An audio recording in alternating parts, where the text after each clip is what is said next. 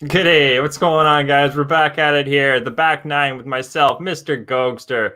We're here to talk a little Ryder Cup action for you guys. It's season two. Thanks to Pub Sports Radio for bringing us back. Shout out to everyone for supporting Pub Sports Radio and the golf content. There's going to be a lot of golf guys going forward every single week. These guys don't have an off season, and this is one of the biggest tournaments next to a major. We got the Ryder Cup, guys. The Euros have been kicking the ass of the Americans, but I think the fortune may change here, guys. I got a bunch of stats. I got news. I got tips. I got tricks. I got the whole 9 yards here for you. So let's get right into it. Shout out to everyone in the chat. Appreciate you guys tuning in. And yeah, this course here, guys, it's going to be Whistling Straits. If you guys don't know Whistling Straits, it's in Wisconsin. It's right off the Lake Michigan. So you're going to have a lot of wind issues there. It almost looks like Pebble Beach, but up north pretty much. It's also going to be on like a ryegrass, guys. So there's not many courses you're going to find that are like this. They're fairways, even they're rough. It's kind of like what you guys saw at Kiowa Island. If you guys remember Kiowa Island, the PGA Championship, where Phil Mickelson won that one and Brooks Koepka was second.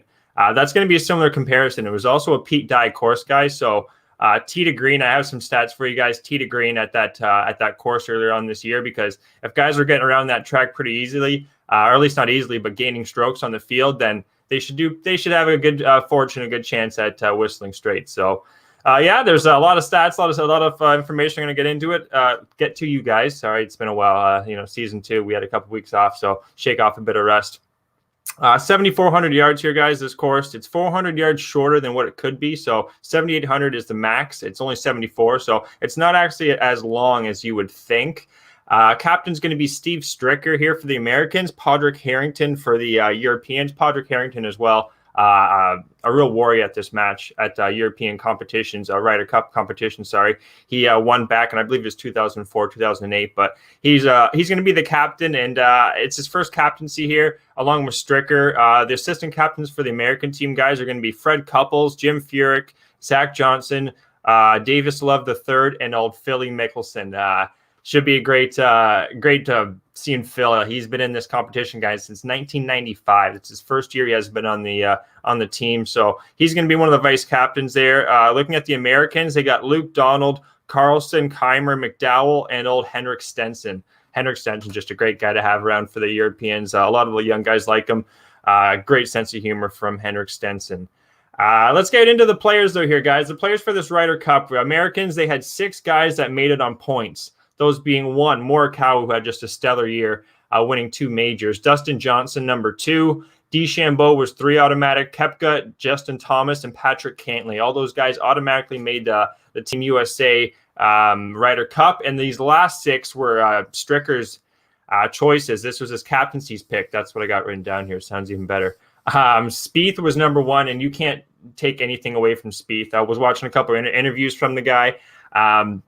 He really is looking forward to this tournament. He wanted to pretty much play well so he could be picked for this Ryder Cup, and he was first on the list, I bet, for Stricker. So he's going to be on the team here, guys. Not his first rodeo either. Tony Finau as well, played last year. Tony having a great year, won the Northern Trust there in the playoffs.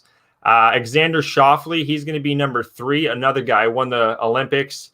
This year, American team, guys, it's really good. If you think about who they have, it's no slouch. There's going to be a couple guys we're going to get into here that aren't as polished or have as many wins. That being Daniel Berger. He's won a couple times on the tour, but again, he made the list. He's going to be a rookie, first time out, along with Scotty Scheffler, who doesn't have a win on tour.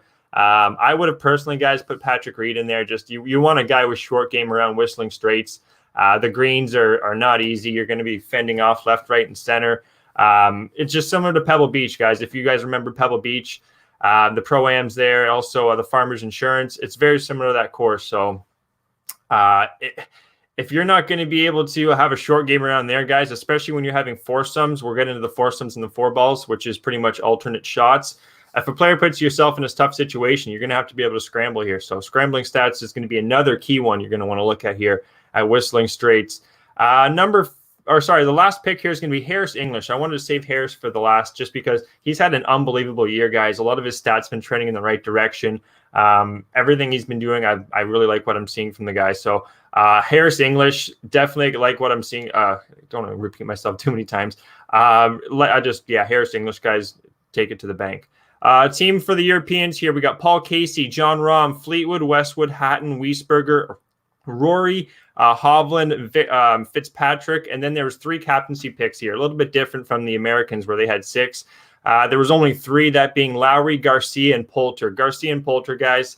I got a couple notes right here. Garcia is 22-12 in these matches, so he's a ringer along with Poulter. He's got 22 matches under his belt, 14-6-2. So those are the guys they're going to lean on for people like Fitzpatrick, who he's had 2 matches. He's 0-2. Rookies Hovland, Wiesberger, and Lowry. Surprisingly, Lowry's been in the league here in the PGA for so long, but it's going to be his first time in the Ryder Cup along with Wiesberger and Hovland. So Poulter and Garcia, I really like those picks from Padraig Harrington.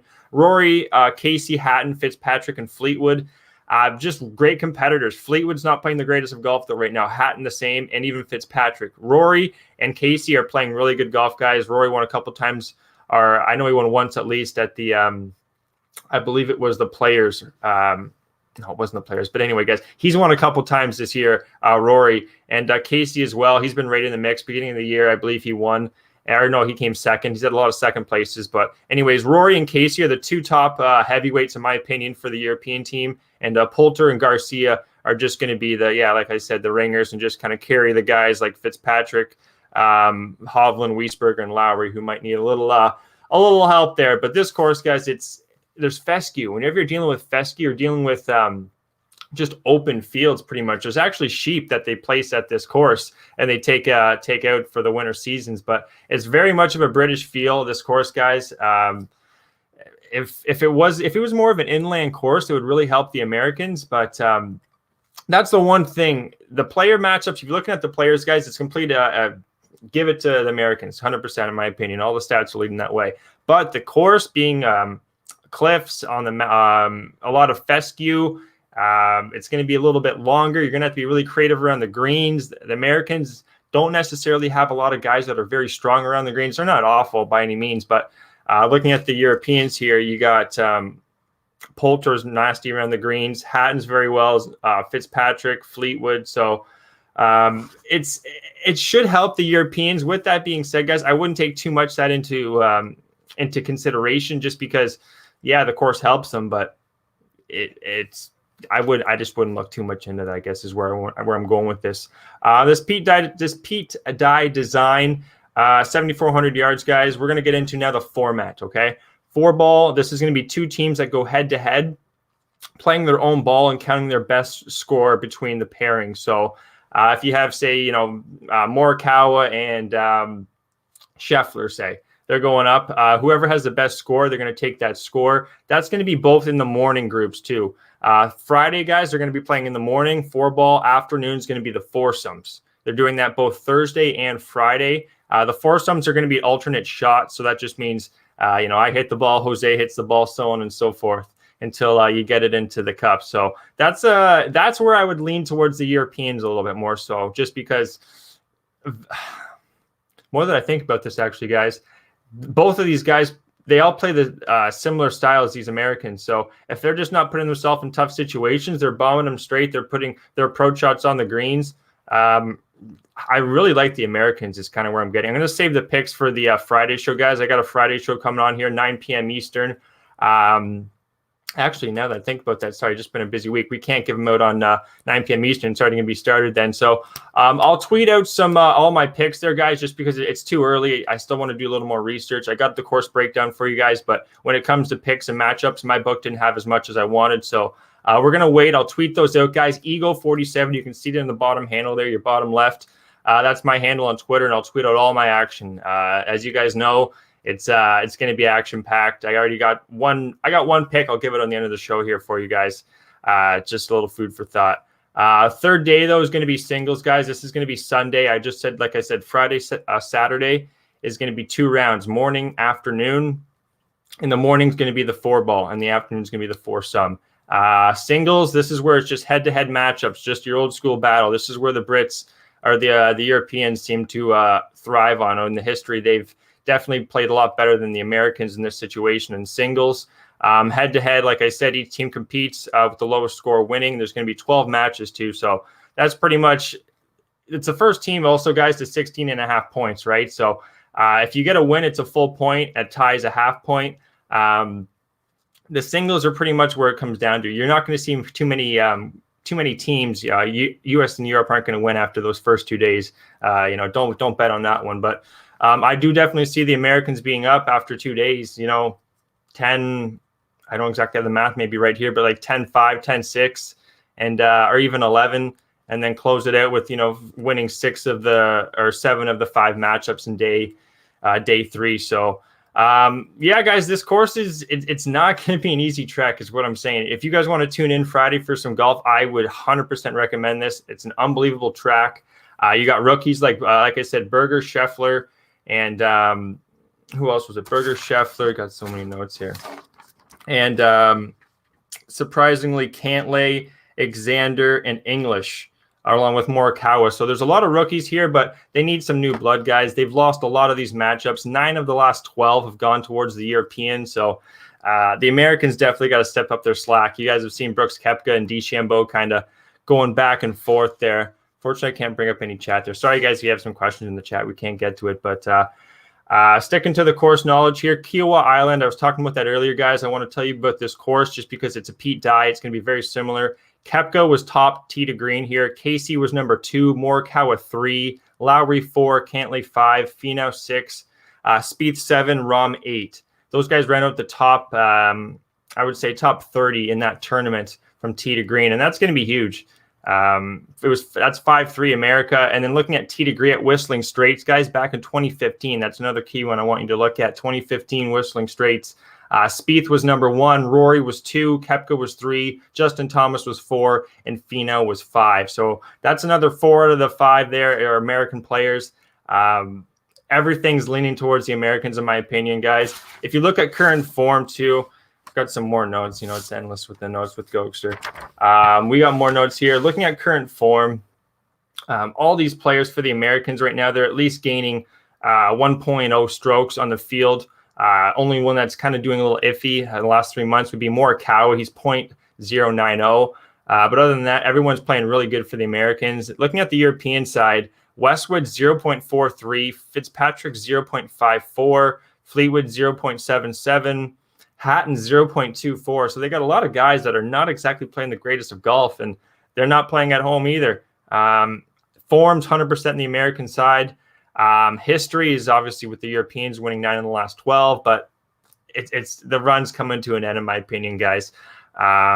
If it's not for guys like Rahm, Rory, and Hovland, Casey, they're going to be leaning on if 1 or 2 of them don't show up, it's good night, Irene. This is a see you later. Cash a ticket with the Americans because even Wiesberger, he's another rookie I haven't talked much about. He's having a really good year. He's only been on the upswing with all of his stats. So for Wiesberger, he was, what do I have here? 2016. Aaron Hills is another one I didn't talk about, guys. Aaron Hills, 2017 U.S. Open. This was in Wisconsin, so very similar track, very similar conditions. Wiesberger was T16. He gained 2.63 strokes there. So he does seem to like playing over here. That's just one course. Another comparison I have here is going to be TPC Harding Park. That's a PGA championship that Morikawa won, just being over in the landscape of San Francisco. What's going on out there, Walla Walla Dos? Appreciate it. I felt like I was on an island there just kind of talking to nobody, but what's going on? Appreciate tuning in, Walla. But yeah, Harding Park.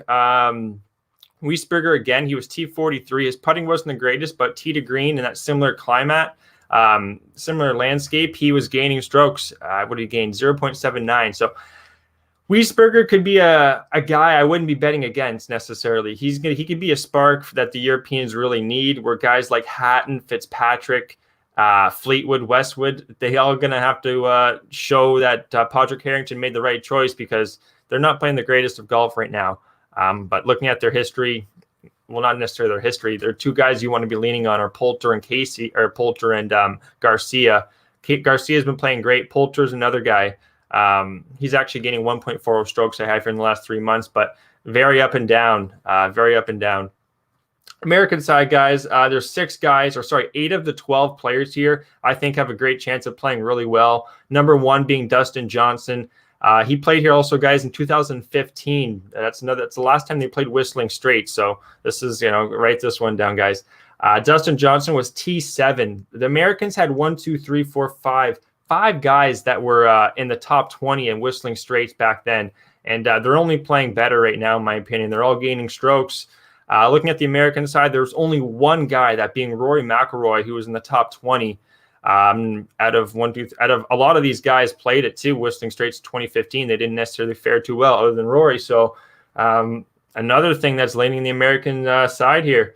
JT's another guy. He was T18 at this track. Koepka, I haven't talked much about Koepka really on any of these shows. He's really disappointed me, but I think he's going to have a really good showing here, guys. That knee's got to be near 100%. I saw a video too. I don't know if you guys saw that. He was talking with DeChambeau, or at least seemed to kind of realize, this is business. Let's win this thing. They kind of, I don't know what they said, but it looked like they were pretty focused just from that. No bicker and banter. Koepka, though, also at Erin Hills. That's another course comparison we liked at Wisconsin. He won that thing. He was first place, plus 5.38 units. So this he's going to be going really low, in my opinion. Brooks Koepka, look out for this guy. He's really deep off the tee. Shouldn't have any issues with the weather conditions. Justin Thomas, like I said, T18, guys. Spieth. Spieth's going to be on the betting list. Him and Koepka, in my opinion, are going to be the 2 top guys, that are going to probably have the lowest score, or at least have the most amount of birdies at this tournament, the Ryder Cup. Jordan Spieth, we were saying earlier, he's been waiting for this moment, guys, to play this Ryder Cup.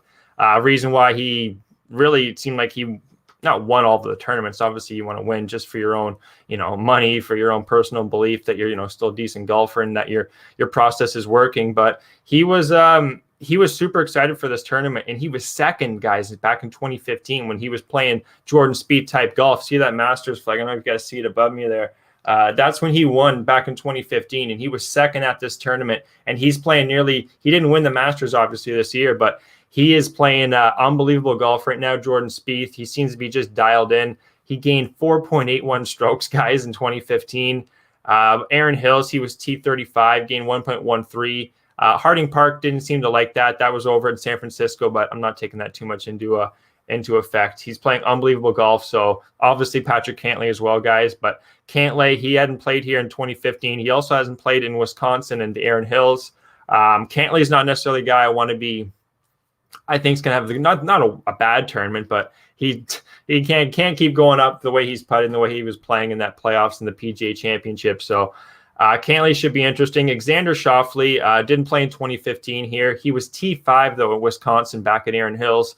2017, gained 3.88 strokes tee to green, total. And then Harding Park, he was T10. So this guy, he was also sorry, I'm talking a little fast, guys. He also grew up on San Diego course, which is just over on the ocean, open.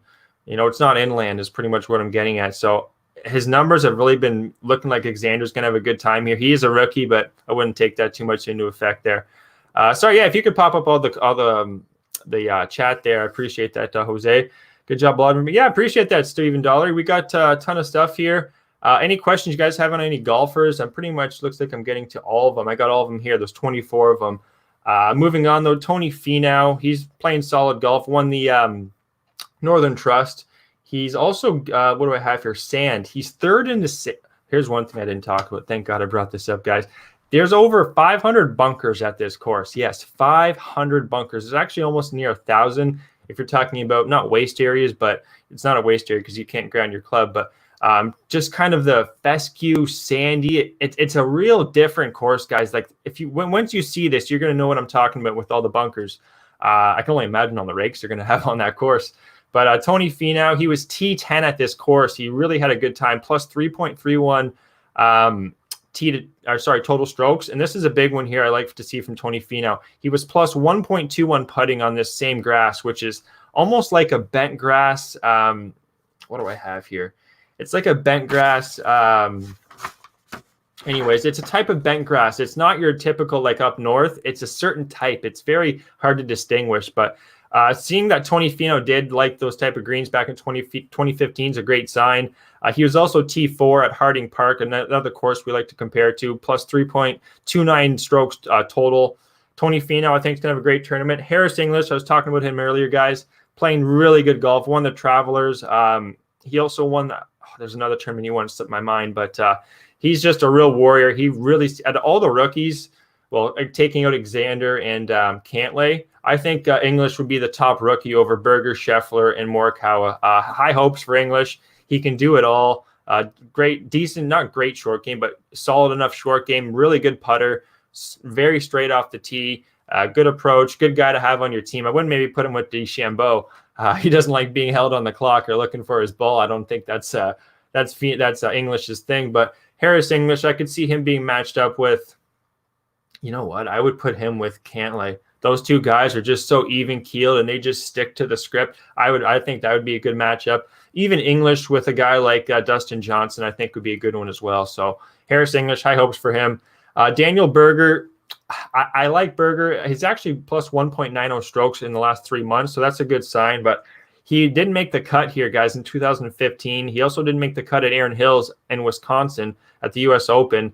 Lost a lot of strokes. He was T13 at Harding Park. So I like to see what Berger does. I hope he does well, but I don't exactly have high hopes for the guy. That's maybe one of those guys I would put in Reed over Berger. Yeah, and the number 12 guy is going to be Scheffler, another guy people were talking about that could have maybe switched a spot for Na or even Bailey Horschel, who just won over the weekend or a couple weeks ago on the European Tour. Scotty Scheffler didn't play, obviously. He's such a young guy in 2015. He was T27, though, gained 1.63 strokes tee to green in 2017 at Erin Hills. So that is a good sign. He did play well over here at Wisconsin. So I do like that. What else was I going to get to here, guys? Sorry, so many notes. Oh, yeah, the sand stats. Finau is number 3. He's third in sand this year. That's from 70th last year. So that's a really good sign. Another guy, Scheffler 77, Berger 86, English 46, Xander's 22nd, Spieth 32nd. So these are all really good stats. I'm just really Cantlay's T10, JT T28. Koepka's not the greatest out of the sand. Same with DeChambeau.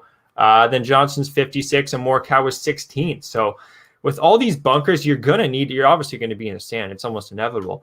But all these guys for the Americans, you saw it, guys, they're almost all in the top 50 out of 250 golfers.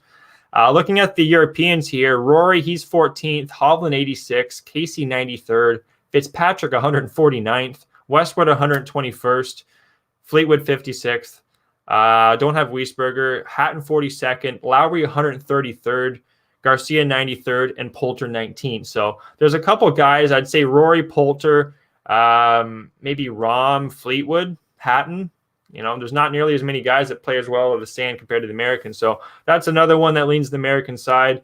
Yeah, it's pretty much all the American. What else? I got a couple more notes here, guys. We're going to close up the show here in about 2 or 3 minutes, and I got one more play I'm going to give it to you guys. All my picks, guys, the Friday shows at 9 p.m. Eastern on Pub Sports Radio here. We're not going to – oh, yeah, I'll have some picks. I'll definitely have some picks because it should be over by then. We'll have some picks for the round 2, obviously not round 3, but I'll give you guys some insight, see if we like Berger, see what we like out of Scheffler, some of these rookies, along with Wiesberger. Who else is a rookie? Hovland. Hovland's another guy we haven't talked much about. Hovland, he was T33 at Harding Park. Other than that, he hasn't had enough stats to really look at. He's T86 out of the sand. He's 59th in scrambling. That's another big thing. You're going to have to scramble well for, say, your partner does go a little left or right. Yeah, but I think these Americans, guys, I think they're going to be dialed in. I think it should be a good time for an American Ryder Cup victory. Here's my pick, guys. Day 1, after day 1, we might get some more action in, but day 1, Pinnacle, minus 115. The Americans are going to lead after day 1. So they're going to have to so we're going back to our matchups here, guys, in case you're not sure of how the format's going to be. 4-ball is going to be in the morning, so that's 2 teams go head-to-head playing their own ball, and then they take the lowest score. So it's going to. I like that that format in the mornings, and then the foursomes where it gets a little more interesting. Each player is going to have a hole they tee off on. So say it's DeChambeau and Koepka.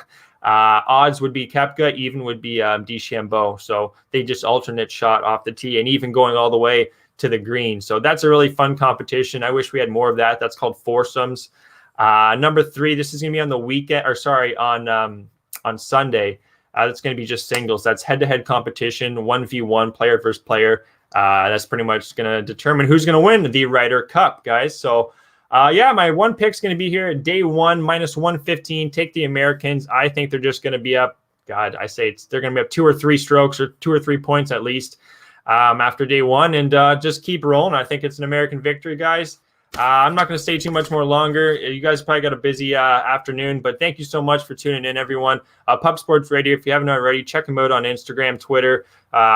We also got a Discord as well. Big Show Picks there. He's the guy who runs that. Jeff Slaughter, he's also got his, everyone in Texas area, he's got his own shop there. Grab a burger, grab a bite, talk some sports. That's Southtown 101.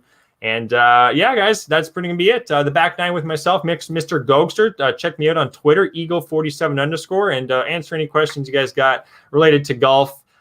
Just, any betting content you guys are interested in, let me know. I can see what we can do. And even a guest spot. I'd love to have another guest. We had some guests on earlier on in season 1, now season 2, looking for some more. So shoot me a message there, guys. Thank you so much for tuning in. We'll be back Friday, 9 p.m. Eastern time. And we'll just talk about the course. We'll have a couple of beers here, Pub Sports Radio style, and we'll see you then, guys. Take care. Cheers. Cheers.